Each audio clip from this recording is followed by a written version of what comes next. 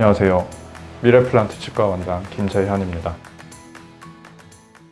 저번에 채널 A 가족을 부탁해 3회 무주편 잘 보셨는지 모르겠네요. 이번에는 4회 고성편 프롤로그가 되겠습니다. 마을에 방문해서 마을 진료소에 오시는 분들을 보고 거의 대부분 틀니나 임플란트 혹은 크라운을 쓰고 계셨는데 그 중에 꼭 필요한, 전체적으로 계획이 필요한, 보철과적으로 접근하면 좋겠다 하시는 분을 선정을 해서 앞으로 쭉 치료를 이어가게 되었습니다. 간혹 환자분들도 치료 과정에 대해서 궁금해 하시는 분들이 많은데 그거에 대한 것도 같이 과정을 따라가면 좋을 것 같아요. 이 치료가 거의 1년 가까이 걸릴 겁니다. 적응하고 완성되는 데까지요. 거의 건축이나 다름이 없기 때문에 그 긴 과정, 중간 과정들을 하나씩 같이 따라가면 이런 식으로 치과 치료가 진행이 되는구나, 이래서 치과에 언제 끝나나 싶을 정도로 계속 왔다 갔다 해야 되는구나 라고 간접적으로나마 아실 수 있을 것 같아요. 두 분은 이제 어업에 종사하시는 분들이고, 아버님 같은 경우에는 이렇게 틀니를 쓰고 계세요. 이거 한 3년 되셨대요.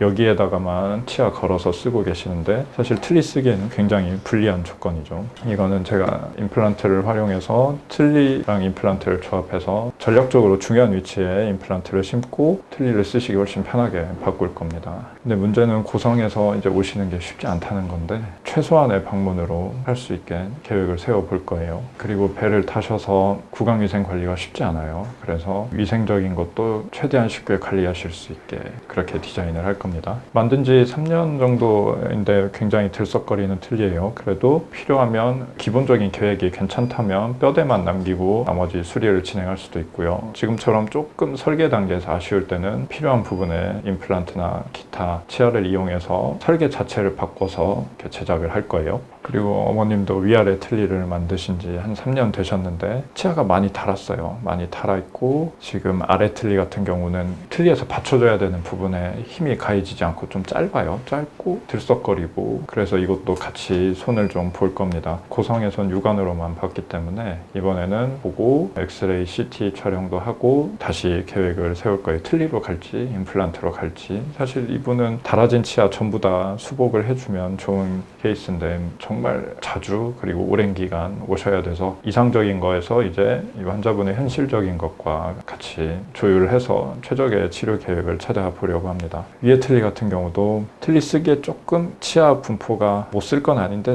틀니랑 살이 조금 덜 맞기 시작하면 꽤 아프실 거예요. 실제로도 틀니 한 곳이 내려앉고 흔들리는 느낌, 이게 아마 위쪽에서 특히 그런 느낌이 날 겁니다. 이런 디자인에서는 그렇죠. 그래서 건축도 그렇고 틀니도 그렇고 설계 단계가 제일 중요해요. 어떤 치아를 살리고 어떤 치아를 놔둘 것인가, 그리고 틀니 구조물의 설계를 어떻게 해서 힘을 받게 할 것인가. 틀니는 지렛대 1종, 2종, 3종 모두 작용이 되는 거라서 지렛대 역학을 잘 이해하고 계획을 세우면 그래도 임플란트보다 못하지만 편하게 쓰실 수 있습니다. 그렇게 해서 이제 앞으로 어떻게 치료가 이루어지는지 같이 보고 나아갔으면 좋겠습니다. 그리고 이번 주 토요일 마찬가지로 11시에 4회 고성편 채널 A에서 방송을 하니까요. 가족을 부탁해 많이 시청해 주시면 감사하겠습니다.